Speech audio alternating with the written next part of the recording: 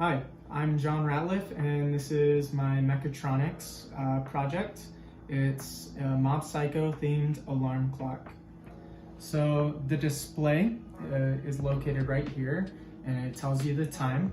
The user input is the alarm, which senses the time on the screen and will release a buzzer and notify this servo motor to spin and flip the card when the alarm is going off.